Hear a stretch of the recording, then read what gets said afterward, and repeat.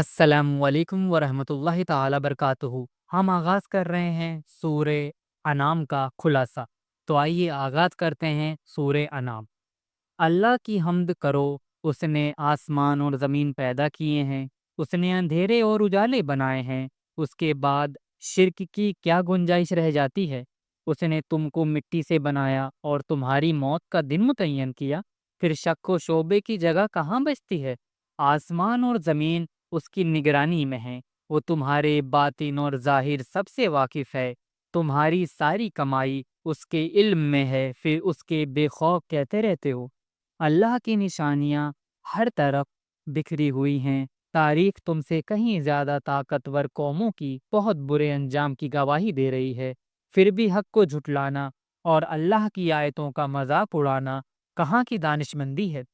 جھٹلانے والے ہر حال میں جھٹلائیں گے، مذاق اڑانے والے ہر دور میں مذاق اڑائیں گے۔ تم ان سب سے بے پرواہ ہو کر توحید کا پیغام سناتے رہو۔ ساری مخالفت کے جواب میں تم کہہ دو کہ میں شرک نہیں کر سکتا، میں خالص خدا پرستی میں سب سے آگے رہوں گا، مجھے بڑے دن کے عذاب سے ڈر لگتا ہے، میں اپنے رب کی نافرمانی نہیں کر سکتا۔ تم ہر طرح کے شرک سے برات کا اعلان کر دو اور کہہ دو کہ سب سے بڑی گواہی تو اللہ کی گواہی ہے، اس نے یہ قرآن بھیجا ہے اور مجھے حکم ملا ہے کہ اس کے ذریعے سب کو خبردار کر دوں۔ دیکھو، بہت بڑا ظلم یہ ہے کہ اللہ کی طرف کوئی بات جھوٹ منسوب کرو، اور یہ بھی بہت بڑا ظلم ہے کہ اللہ کے یہاں سے جو دین آیا ہے اسے جھٹلایا جائے۔ اللہ کے ساتھ شرک کرنے والے اور اللہ کی آیتیں جھٹلانے والے جب اپنے رب کے سامنے کھڑے کیے جائیں گے تو ان کا کیا حال ہوگا؟ اور جب وہ جہنم کی آگ کے پاس کھڑے کیے جائیں گے تو ان کی کیا کیفیت ہوگی؟ جب وہ گھڑی سامنے آ جائے گی تو انہیں اپنے کیے پر کتنا افسوس ہوگا۔ اسے سب لوگوں کے لیے دنیا ہی میں اپنے روش درست کر لینے کا موقع ہے، بعد میں چلانا چیخنا کچھ کام نہیں آئے گا۔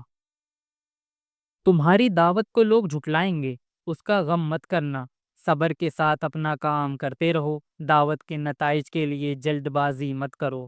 لوگ جلدی سے ہدایت قبول کر لیں، اس تمنا میں کبھی سیدھی راہ سے نہ ہٹ جانا۔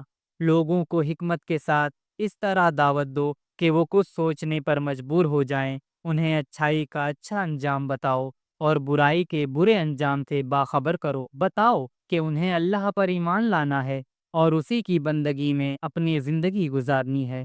ایسا کر کے وہ ہر خوف اور ہر غم سے محفوظ ہو جائیں گے۔ جو لوگ اللہ پر ایمان لے آئیں انہیں اپنی پلکوں پر بٹھاؤ، لوگوں کی باتوں میں آ کر انہیں اپنے سے دور نہ کرو، وہ اللہ کے شکر گزار بندے ہیں، اللہ کے نزدیک ان کا مقام بہت اونچا ہے۔ ایمان لانے والوں کو سلامتی کا پیغام دو، اگر ان سے نادانی میں کوئی گناہ سرزد ہو جائے تو ان کو حوصلہ دو کہ توبہ کر لو اور اپنی غلطی درست کر لو، اللہ کی رحمت تمہارا انتظار کر رہی ہے۔ توحید کی دعوت دینے کے لیے دلائل کا خزانہ پوری کائنات میں روشن نشانیوں کی صورت میں ہر طرف بکھرا ہوا ہے، ان سے فائدہ اٹھاؤ، لوگوں کو غور و فکر پر آمادہ کرو، اور جو عقل پر تالا ڈال کر صرف بحث کرتے ہیں ان سے بچو۔ حق کے دشمن تمہیں دین سے پھیرنے کی کوشش کریں گے، لیکن تم صاف کہہ دو کہ ہم ایسی ناسمجھی کا کام نہیں کریں گے۔ ہدایت تو بس اللہ کی ہدایت ہے، وہ ہمیں مل گئی ہے، اب تو ہم بس مالک کائنات کے آگے سر تسلیم خم کریں گے، نماز قائم کریں گے اور اللہ کی ناراضگی سے بچنے کی کوشش کریں گے۔ ابراہیم علیہ السلام کے واقعے پر غور کرو، کتنے دل نشین انداز میں کائنات کی نشانیوں کے حوالے سے قوم کو توحید کی دعوت دی۔ دعوت دین کی راہ میں بہت ڈرانے والے ملیں گے، مگر تم ان سے ہرگز نہ ڈرنا، جس کے دل میں ایمان بس جاتا ہے وہ کسی سے نہیں ڈرتا ہے۔ دنیا میں کفر اور شرک کے علمبرداروں سے مرعوب نہ ہو جاؤ، تمہارے سامنے نبیوں کا مبارک سلسلہ ہے، وہ سیدھے راستے پر تھے، ان کی زندگی نہایت خوبصورت زندگی تھی، وہ نیکیوں کا پیکر تھے، انہیں اللہ نے سارے انسانوں پر فضیلت عطا کی تھی، بس انہی کا راستہ اختیار کرو۔ تمہارے پاس یہ مبارک کتاب ہے، اس کے ذریعے لوگوں کو خبردار کرو جو آخرت کی فکر کرتے ہیں اور جنہیں اپنی نمازوں کی قبولیت کا خیال ہے وہ اس سے فائدہ اٹھائیں گے۔